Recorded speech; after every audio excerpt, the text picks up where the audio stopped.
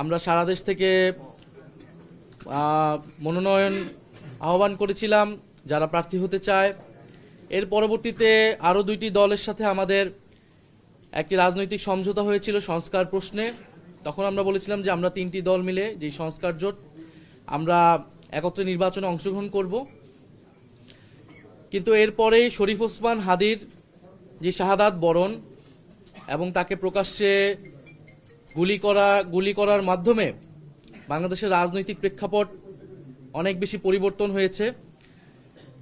এই হত্যাকাণ্ড, এই শাহাদাত বরণের মধ্য দিয়ে আমরা বুঝতে পারছি যে বাংলাদেশে যে আধিপত্যবাদী আগ্রাসনী শক্তি তারা এখনো কার্যকর রয়েছে। গণ অভ্যুত্থানের মধ্য দিয়ে যাদেরকে আমরা পরাজিত করেছিলাম তারা এখনো চক্রান্ত করছে নির্বাচন বানচাল করার জন্য। তারা চক্রান্ত করছে এই যে সংস্কার এবং নতুন বাংলাদেশের অগ্রযাত্রা সেটাকে ব্যাহত করার জন্য, এবং তারা চক্রান্ত করছে এই জুলাই প্রজন্মকে নিঃশেষ করে দেওয়ার জন্য। সেদিন ওসমান হাদির গায়ে গুলি লেগেছে, কালকে আপনার গায়ে লাগবে, পরশুদিন আমার গায়ে লাগবে।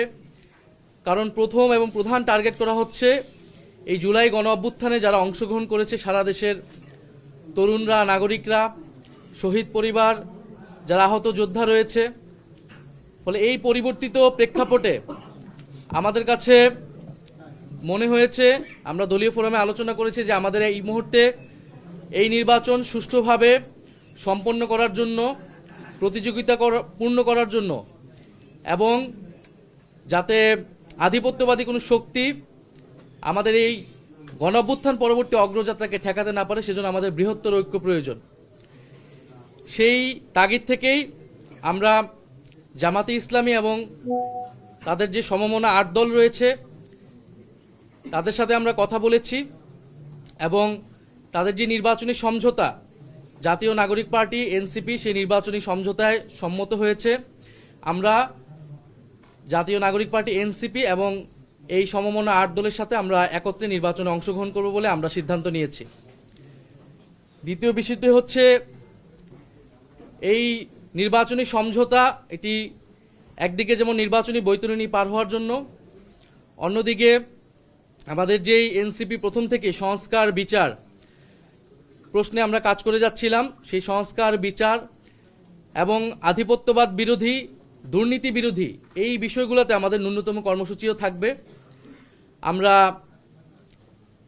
রাজনৈতিক জায়গায় আমরা মনে করছি এই মুহূর্তে বাংলাদেশের এই সংকটগুলো রয়েছে, যেখান থেকে এই বাংলাদেশকে রক্ষা করতে হবে, জুলাই প্রজন্মকে রক্ষা করতে হবে, এবং গণ অভ্যুত্থান পরবর্তী যে আমাদের আকাঙ্ক্ষা সেটা যাতে কোনোভাবেই ব্যাহত না হয়, এই জন্য আমরা একটা বৃহত্তর ঐক্যের জায়গায় পৌঁছেছি। আমরা আজকে আনুষ্ঠানিকভাবে আমরা শুধু এই ঘোষণাটাই দিচ্ছি। ঘোষণাটি অলরেডি সমমনা 8 দলের প্রেস ব্রিফিং থেকে আপনারা জানতে পেরেছেন।